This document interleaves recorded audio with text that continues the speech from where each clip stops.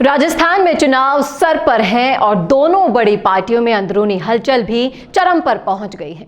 एक तरफ जहां कांग्रेस के आंतरिक कलह सबके सामने बार बार खुलकर आ रही है, तो वहीं बीजेपी भी सीएम के चेहरे को डिसाइड नहीं कर पा रही। अभी बीजेपी में सबसे बड़ा चेहरा सिर्फ और सिर्फ मोदी जी है। लेकिन राजस्थान में क्या सिर्फ मोदी जी के चेहरे पर ही बीजेपी वापस आ पाएगी या फिर बदलेगी बीजेपी की अंदरूनी राजनीति? करेंगे इस पर चर्चा इस वीडियो में। नमस्कार, मैं हूं चेतना शर्मा आपके साथ और आप देखना शुरू कर चुके हैं राजस्थान संवाद। गुलाब चंद कटारिया के राज्यपाल बनने के बाद अब आगे राजस्थान बीजेपी की अंदरूनी राजनीति में कई चीजें बदल जाएंगी। राजस्थान बीजेपी में एक खेमे के नेता के सियासी संन्यास के रूप में देखा जाएगा। कटारिया 50 साल से राजनीति में है। उनके सक्रिय राजनीति से हटने के बाद प्रदेश लेवल से लेकर उदयपुर तक में स्पेस खाली हो जाएगा। उसकी भरपाई भी खेमेबंदी तेज होगी। कटारिया ग्राउंड से लेकर विधानसभा हाउस तक सक्रिय रहते थे। उस लेवल पर जगह जरूर खाली हो गई।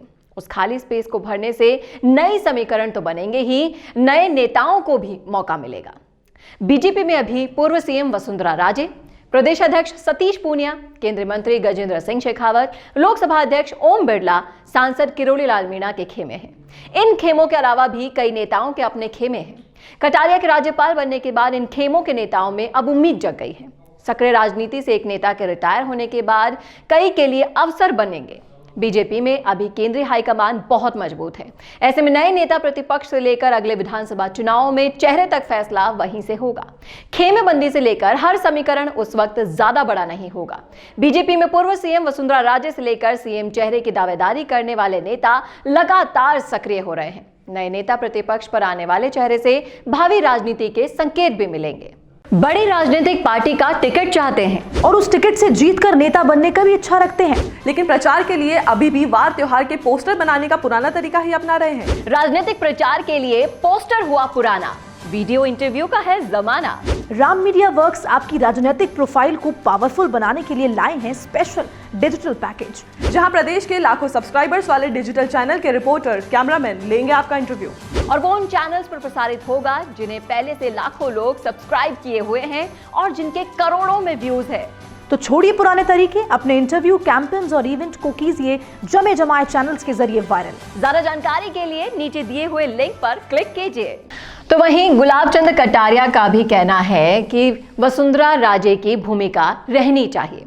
कटारिया के राज्यपाल बनने के बाद अब वसुंधरा राजे खेमे के पास बजट सत्र में टेक ओवर करने का चांस है। अगर वसुंधरा राजे सदन में लीडरशिप करती हैं तो सरकार को अगर वो घेरती हैं तो परसेप्शन के मोर्चे पर उन्हें फायदा होगा। नेता प्रतिपक्ष भले ही कोई दूसरा बन जाए, लेकिन परसेप्शन के मोर्चे पर बढ़त लेने का अवसर वसुंधरा राजे के पास जरूर है।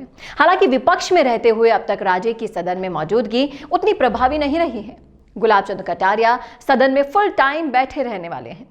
सीएम चेहरा पहले घोषित करने की संभावना कम नजर आ रही है। वसुंधरा राजे नेता प्रतिपक्ष की रेस में है, लेकिन अभी पुख्ता तौर पर नहीं कहा जा सकता। चुनावी साल में जिसे भी यह पद दिया जाएगा उसके जरिए सियासी मैसेज जरूर दिया जाएगा। वसुंधरा राजे से लेकर पार्टी के जितने भी नेता दावेदार हैं उनको भी इसके जरिए एक संदेश जरूर दिया जाएगा।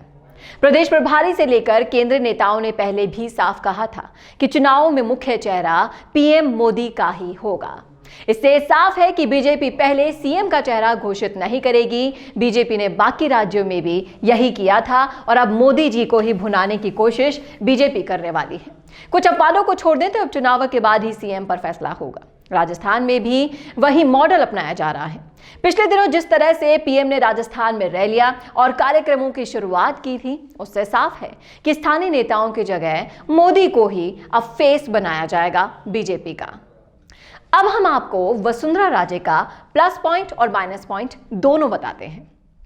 तो वसुंधरा राजे का जो प्लस पॉइंट है वो ये है कि पूर्व सीएम वसुंधरा राजे की जो प्रदेश भर में समर्थक वर्ग है, 2 बार की सीएम है और अब भी सक्रिय रह रही हैं। 2 बार विपक्ष रहते हुए भी राजे ने प्रदेश में यात्राएं करके माहौल अपने पक्ष में बनाया था और विपक्ष में रहकर चुनावी साल में सत्ता विरोधी लहर को बीजेपी के पक्ष में करके रिजल्ट लाने का ट्रैक रिकॉर्ड इनका रहा है। पहले भी उन्हें नेता प्रतिपक्ष बनाया गया था। अब माइनस पॉइंट यह है कि विरोधी खेमा लगातार इनका विरोध कर रहा है। इससे नए चेहरों को आगे बढ़ाने और बदलाव की मुहिम पर ब्रेक लग जाएगा। जिन कारणों की वजह से राजे को स्टेट में जिम्मेदारी से अलग रखा गया है, वे ही अब उनको आड़े लेंगे। हालांकि चुनावी साल में उन्हें कैंपेन और कमेटी का अध्यक्ष बनाने की भी चर्चाएं जोरों पर चल रही हैं। तो ये राजनीति के गलियारे हैं साहब, यहां चर्चाएं जोरों पर चलती रहेंगी, लेकिन कब और क्या होगा? वसुंधरा राजे क्या अब फेस बनेंगी? दोबारा से बीजेपी को लाने की जो मुहिम है वो छेड़ पाएंगी, या फिर एक बार फिर से बीजेपी मोदी जी के चेहरे पर ही राजस्थान में कमबैक करने का प्लान कर रही है?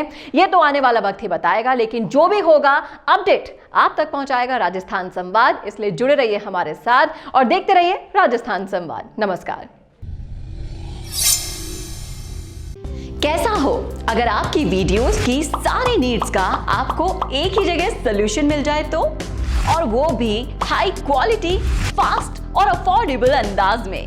और जरा सोचिए कैसा हो अगर उसी सॉल्यूशन में आपको मिल जाए प्रोफेशनल एक्टर्स, पूरा वीडियो प्रोडक्शन हाउस और हाईली प्रोफेशनल वीडियो एक्सपर्ट्स, और वो भी बहुत ही कॉस्ट इफेक्टिव तरीके से।